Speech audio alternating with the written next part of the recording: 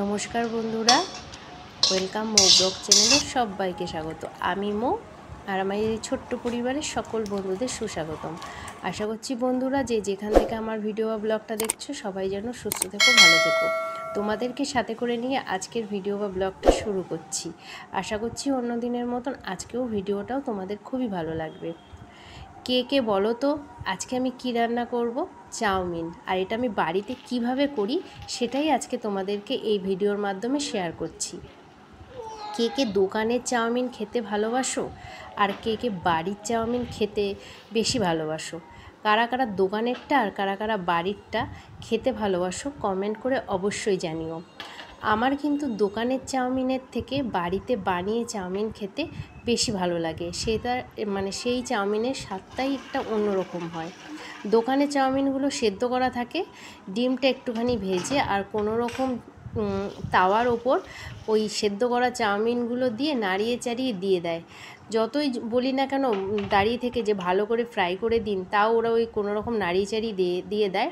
আর সেগুলো এনে খেলে না আমার যেন মনে হয় কেমন যেন একটু সেদ্ধ সেদ্ধ ভাব, মানে ওরা ভালো করে ভাজে না। আর বাড়িতে তুমি যদি এইভাবে করো চাউমিন, তাহলে তার টেস্টটাই আলাদা। তা আমি সব কিছু কুচিয়ে নিয়েছি। আমি একটা গাজর ছিল, আর গাজর, আলু, পেঁয়াজ, লঙ্কা আর একটা ডিম নিয়ে নিয়েছি। আর ওইদিকে তো তোমাদেরকে দেখালামই চাউমিনটা সেদ্ধ করে একটু মানে সেদ্ধ করার পর না ঠান্ডা জল দেখবে দিয়ে দেবে চাউমিনের ভেতর, তাহলে চাউমিনটা না দলা পাকায় না। ঠান্ডা জল দিয়ে দেওয়ার পর একটু ছড়িয়ে রেখে দেবে, দেখবে একদম ঝুরঝুরে থাকে। আর এইদিকে প্রথমে আমি কড়াইতে সাদা তেল দিয়ে ওই গাজর আর আলুটা না ভালো করে ভেজে নিচ্ছি।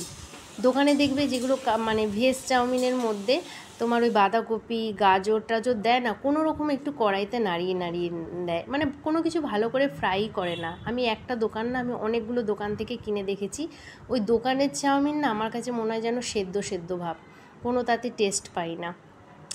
তা ওগুলোকে আগে ভেজে নিয়ে আমি পরে পেঁয়াজটা দিচ্ছি। বলো তো কেন? পেঁয়াজটা যদি আগে দিতাম তাহলে ওই আলু আর গাজর ভাজার সাথে সাথে না পেঁয়াজটা ভাজা হয়ে পুড়ে যেত। তাই পেঁয়াজটা আমি পরে দিয়ে নাড়িয়ে চাড়িয়ে মানে নাড়াচাড়া করে নিলাম। এতে কি হবে বলো তো, পেঁয়াজটা পুরোপুরি ভাজাও হবে না, আধা আধা কাঁচা কাঁচা থাকবে আর আধা আধা ভাজা হবে। এতে না খেতে টেস্টটা আরও মানে কাঁচা পেঁয়াজের মতনই থাকবে। আর ওই মাঝখানটা ফাঁকা করে ডিমটা দিয়ে দিলাম আর একটুখানি নুন ছড়িয়ে দিলাম। এইবার ডিমটা ভালো করে ফ্রাই করে নিয়ে কুচো কুচো কুচো কুচো করে নেব খুন্তির সাহায্যে। এটা গরম হয়ে গেছে। এবার এগুলোকে একটু সরিয়ে এটাকে একটুখানি পাতিয়ে দিলাম যাতে টেনে দেওয়ার আমার কড়াইয়ের আঁচটা না মানে কমানো আছে। দেখো আমার হয়ে গেছে। এবার ডিমগুলোকে ভালো করে কুচো কুচো করে নিচ্ছি এর সাথেই।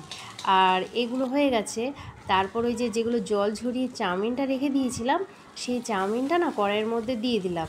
আর এবার খুন্তির সাহায্যে একটু ছড়িয়ে ছড়িয়ে ভালো করে এবার কড়াইতে নাড়াচাড়া করে মিশিয়ে নেব।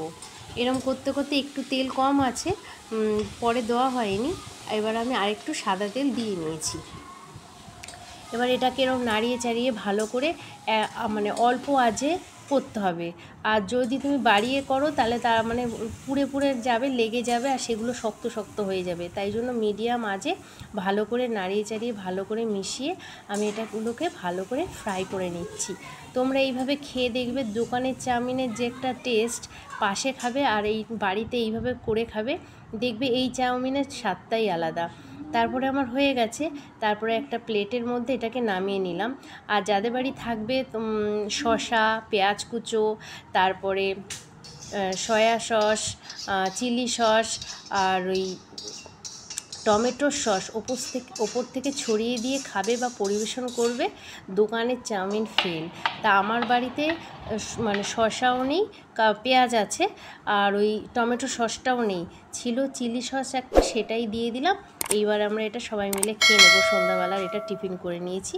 তা অবশ্যই রেসিপিটা কেমন লাগলো আর কীভাবে বানালাম, কারা কারা এইভাবে বানাও আর কাদের কাদের ঘরোয়া চাউমিনটা খেতে বেশি ভালো লাগে অবশ্যই কমেন্ট করে জানিও।